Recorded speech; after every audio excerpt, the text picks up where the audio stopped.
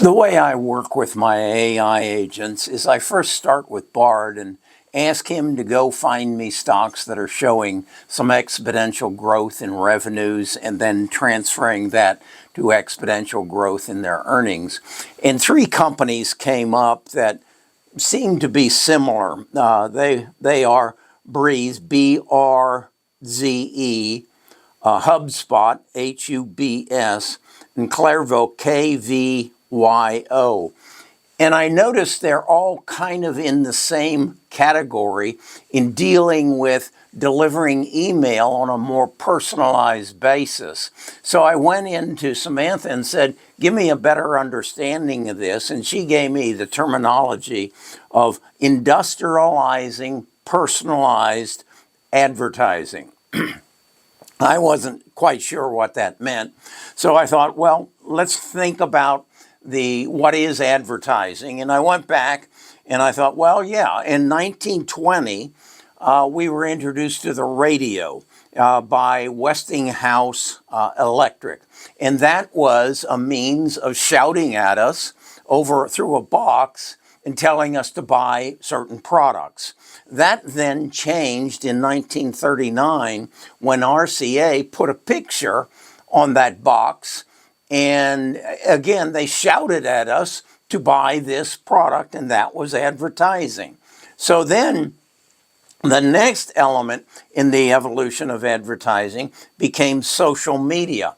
And that was in 1997. A company by the name of 6degree.com, which then evolved or was replaced by, in 2002, by Friendster as a social media, which then 2 years later became Facebook. And again, what we're doing is shouting at the world.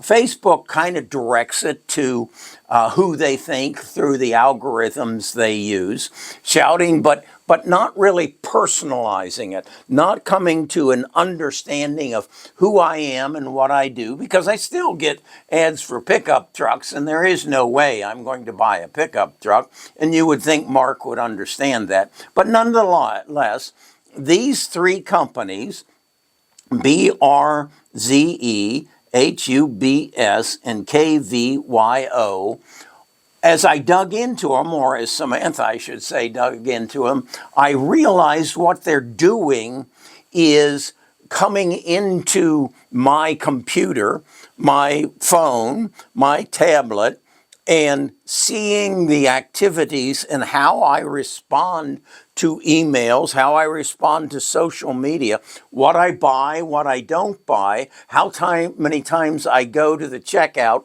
and walk away, and on what days do I open my emails and on what days don't I, and then recognizing all that and personalizing that email so that it increases the sender's probability of closing the deal. So, okay, I understood that, and that made sense because, again, I still see Ram trucks on my TV, which tells me my TV doesn't know that I will never buy a pickup truck. So with that in mind, I said, I think there's something here. So then what I did was I gave each stock to Samantha, ticker symbol. I used my 4-page prompt that says, analyze these stocks based on their financial strength, their growth in revenues, their growth in margins, their growth in earnings per share project in past and projected in the future, and tell me what the price of the stock's going to be 3 years from now. January of, what would that be, 2029. And it came back and it said that a BRZE would go up from today's price 138%. That HubSpot, which is more of the quality, they've been at it longer, but a little valuations a bit higher, they'll go up 106%.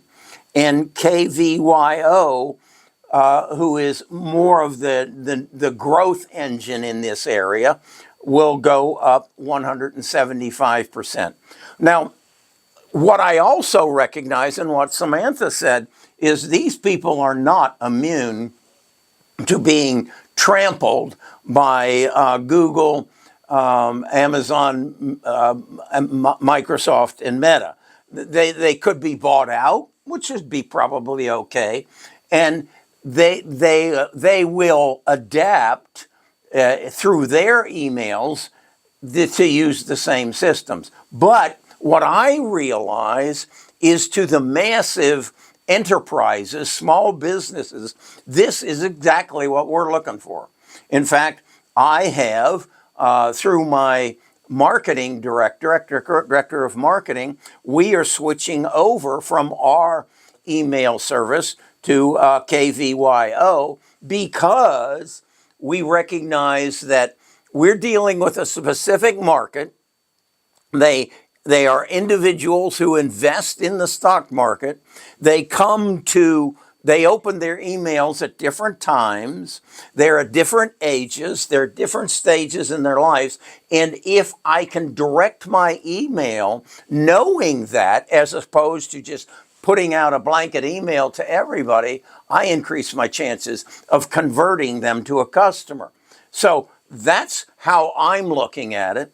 As an investor, quite honestly, I own all three of them because I think this is what radio was in 1920, what TV was in 1939, and what social media was in 2004. That's what industrializing personalized advertising is in 2026. And I want to own a part of it. And because it is at the initiation of change, it has the highest growth potential of any of the stocks that I'm actively investigating at this time. This is the implication of AI, which is coming from those data centers that I made all the money off of last year. And this is the industrialization of personalized advertising. So what I want to do is I went to Samantha and said, okay, take all these three stocks and explain to me relative to the radio, the TV, and the social media, explain to me what's happening and how you position each one of them and what your recommendations are. And then I took that and put it in a podcast, and you'll find the link to that in the description so you can come up to speed as to what is happening in the industrializing of personalized advertising. And then if you want the actual analysis of the individual stocks, you can come to my website, sign up for our Platinum program, and go to my tell sheet, and you'll see the projected prices in for the January of 2027, 28, and 29, and then you'll go over where it says deep dive, and you'll see the justification that Samantha has produced as to how and why they are going to achieve 138%, 106%, and 175% over the next 3 years, and possibly greater if the adoption achieves the aggressive scenario. So take a look at it.